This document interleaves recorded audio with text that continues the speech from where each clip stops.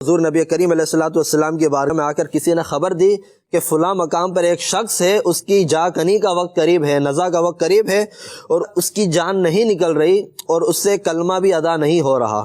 تو جب یہ چیز حضور نبی کریم علیہ الصلوۃ والسلام کو بتائی گئی تو آپ پریشان ہو گئے. آپ فوراً اس شخص کے پاس گئے، اور دیکھا تو وہ واقعی بڑی آزمائش کی کیفیت سے دوچار تھا. تو آپ کو بتایا گیا کہ اس سے اس کی والدہ ناراض ہے، یہ اپنی والدہ کی نافرمانی کرتا تھا، جس کی وجہ سے اس کی والدہ نے اس کو بددعا دے دی ہے، اور اب اس نزا کے وقت میں یہ بہت زیادہ پریشانی کے عالم میں ہے.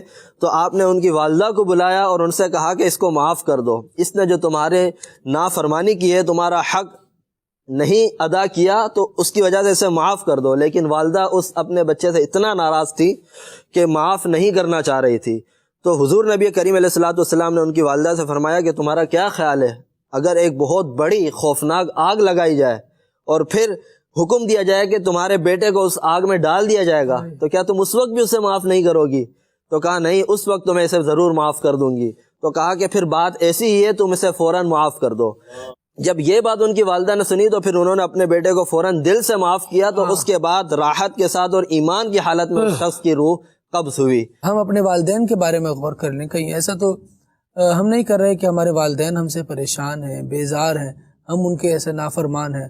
کبھی ہمارے والدین کے پاس ہماری طرف سے ریکویسٹ پہنچ رہی ہو یا ہماری طرف سے کوئی یہ بات پہنچا رہا ہو کہ اپنے بچے کو ذرا معاف کر دیں، اور اگر ہمارے والدین یہ کہیں نہیں، اس کا تو قصور ایسا ہے، اس نے تو مجھے اتنی تکلیف دی ہے، اس نے تو میرا اتنا دل خراب کیا ہوا ہے. والد ہمارے بارے میں کبھی کسی سے یوں کہیں، ذرا سوچئے کہ وہ تکلیف کیسی ہوگی کہ ماں باپ جیسے رحم کرنے والے، یعنی اس بات کو یوں بھی سمجھیں کہ جس بلڈر نے ایک عمارت تعمیر کی ہونا، اس سے کہا جائے کہ بلا وجہ تیری عمارت گرائی جا رہی ہے، کہاں جاتا ہے وہ کہ یہ میری محنت ہے، یہ میری پہچان ہے.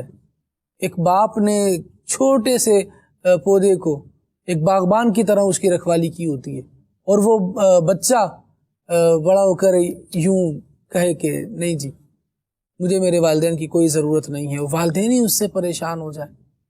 کتنی عجیب بات ہے، کتنی عجیب و غریب صورتحال ہے. کون کرے، کون بناتے یہ ہم نے تو بگاڑی ہوئی ہے.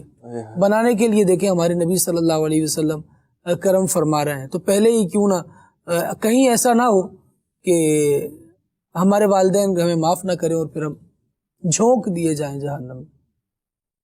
تو اس سے پہلے ہی نبی کے فرامین ہم تک پہنچ رہے ہیں، نبی کے انداز ہم تک پہنچ رہے ہیں، نبی کی باتیں ہم تک پہنچ رہی ہیں، ہمارے نبی کی شریعت کی تعلیمات ہم تک پہنچ رہی ہے. ہم اس کو سیکھ لیں، ہم اس کو سمجھ لیں، اللہ تبارک و تعالیٰ کو راضی کرنے کی کوشش کریں، اپنے والدین کو راضی رکھیں، ان کی خدمت کریں، جنت کمائیں. روایتوں میں یہاں تک آتا ہے کہ نبی پاک علیہ الصلوۃ والسلام ایسے افراد کی بھی شفاعت فرمائیں گے جو جہنم میں جا چکے ہوں گے، ان کے والدین جنت میں ہوں گے.